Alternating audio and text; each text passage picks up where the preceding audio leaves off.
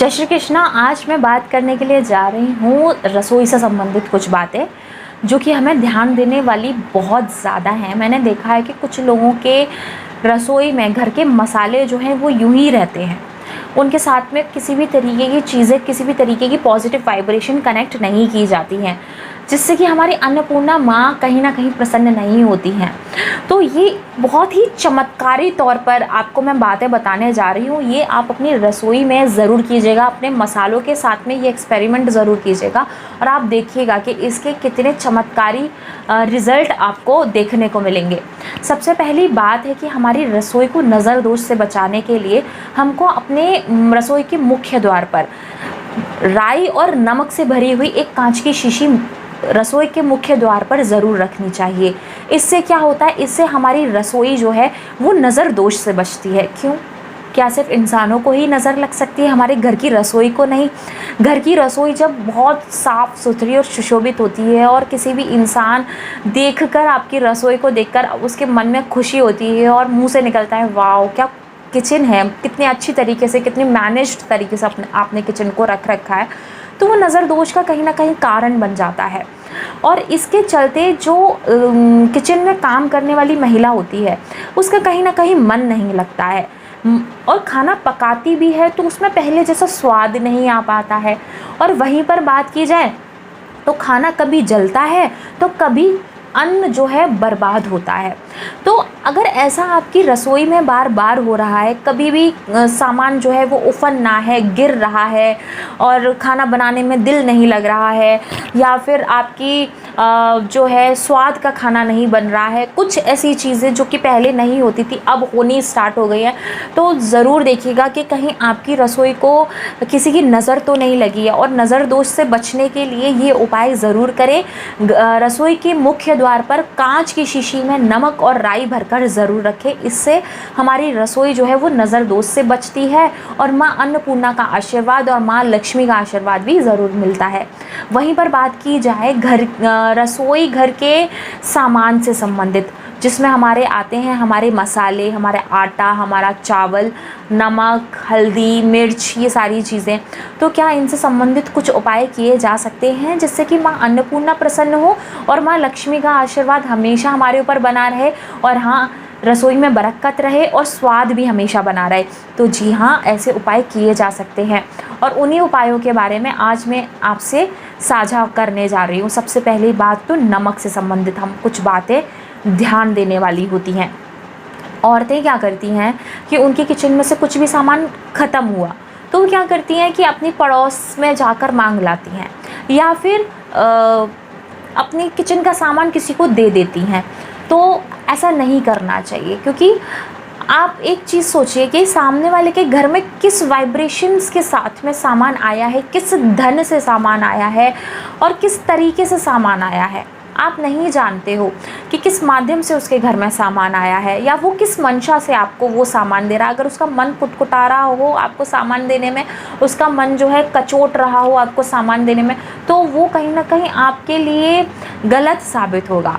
तो कोशिश करें कि आप किसी से भी सामान लेने से बचें और दूसरी बात, किसी को भी सामान देने से बचें। वहीं पर बात की जाए कि शाम के टाइम पर और शुक्रवार वाले दिन खासकर दही, चीनी या कोई सफ़ेद पदार्थ नहीं देना चाहिए। वहीं पर दूध भी नहीं देना चाहिए शाम के टाइम पर। इससे आपका चंद्रमा खराब होता है दूध देने से, और दही देने से आपके शुक्र जो है वो खराब होता है, वो पीड़ित होता है।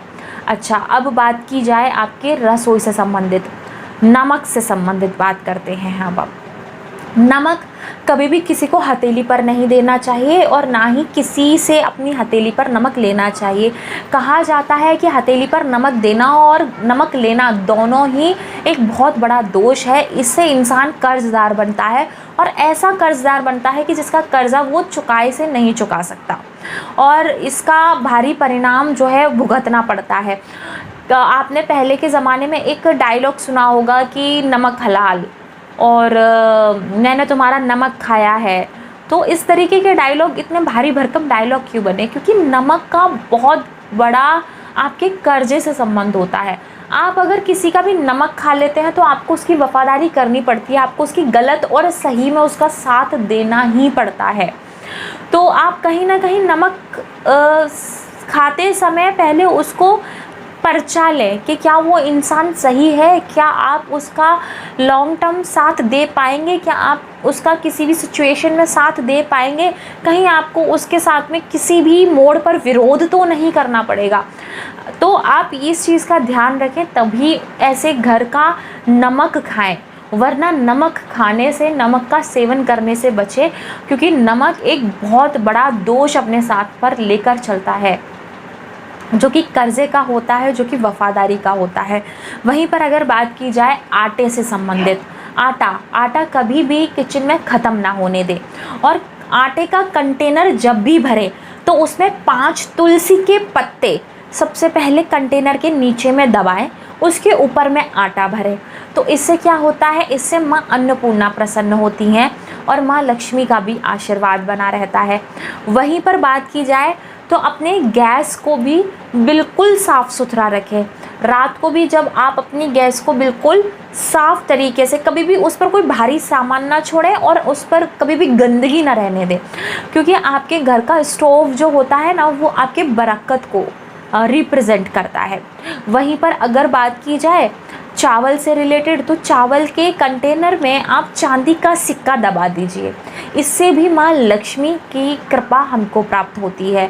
चांदी का ना हो तो कुछ रुपए उसमें डाल दीजिए, कुछ सिक्के डाल दीजिए, कुछ पैसे डाल दीजिए, और कुछ नोट आप डाल सकते हैं। और आपके घर में अगर मेड काम करने के लिए आ रही है तो आप उसको बता दीजिए कि उसमें चावल के कंटेनर में कुछ ये सामान रखा हुआ है, तो उस चीज़ का ध्यान रखिएगा और उसी हिसाब से आप यूज़ कीजिएगा। कभी भी चावल के या आटे के या किसी भी मसाले के कंटेनर को उल्टा नहीं पलटना चाहिए। हमेशा कोई ना कोई कटोरी रखें या कोई चम्मच कलछी रखें, जिससे कि वो सामान आप निकाल सके। कभी भी उसको उल्टा ना पलटें, ये भी एक गलत ही चीज़ होती है और इससे भी बरकत घटती है अपने घर की।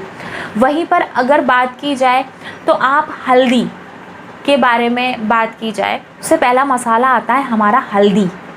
जी हाँ, हल्दी जो कि शादी से पहले लड़का लड़की को भी लगाई जाती है।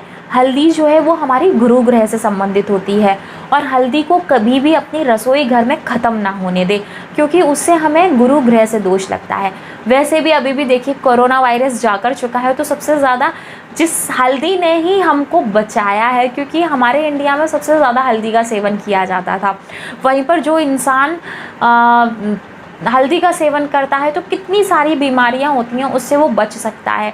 रोज़ रात को चुटकी भर हल्दी अगर दूध में डालकर लेता है तो कितनी सारी परेशानियां हैं, कितने सारे रोग हैं जिनसे बचा जा सकता है। तो क्या हल्दी के साथ में कोई उपाय किया जा सकता है? जी हाँ, बिल्कुल किया जा सकता है। तो आप क्या कर सकते हैं, हल्दी में 5 साबुत लाल मिर्च लीजिए डंडी सहित, और वो अपने हल्दी के कंटेनर के सबसे नीचे में दबा दीजिए और उसके ऊपर से हल्दी भरिए। तो इससे क्या होता है, आपकी हल्दी की जो वाइब्रेशन होती है वो बहुत ज़्यादा स्ट्रॉन्ग हो जाती है, और वो एक बहुत चमत्कारी रूप से आपकी रसोई में बरकत लाती है, और जो भी उस हल्दी के माध्यम से सेवन करता है उसके भी स्वास्थ्य में कहीं ना कहीं बहुत ज़्यादा पॉजिटिव चीज़ें लेकर आती हैं। वहीं पर बात की जाए आपके घर के नमक की, तो नमक किसी को ना देना चाहिए और ना किसी से लेना चाहिए, और नमक तो कभी भी किसी से लेना देना बिल्कुल नहीं चाहिए, क्योंकि नमक जो होता है वो हमारी वफ़ादारी का सूचक होता है। किसी का नमक खाने से भी बचना चाहिए, क्योंकि जब हम किसी के नमक का सेवन करते हैं तो हमें उसके लिए हर परिस्थिति में वफ़ादार रहना पड़ता है। अगर वो गलत है तो हमें उसके लिए अवेलेबल रहना पड़ता है, उसको सही रास्ता दिखाने के लिए। तो ये थे कुछ मसालों से जुड़े हुए उपाय जिनको आप ज़रूर करें। ये उपाय करने से आपकी रसोई में बरकत रहती है, माँ लक्ष्मी, माँ अन्नपूर्णा का भी आशीर्वाद आप पर बना रहता है। अगर आपको ये वीडियो पसंद आई हो तो आप इसको लाइक ज़रूर कीजिएगा और ज़्यादा से ज़्यादा लोगों तक शेयर भी ज़रूर कीजिएगा। फिर मिलते हैं आपसे किसी अन्य टॉपिक पर, तब तक के लिए मैं आपसे इजाज़त चाहती हूँ। जय श्री कृष्णा।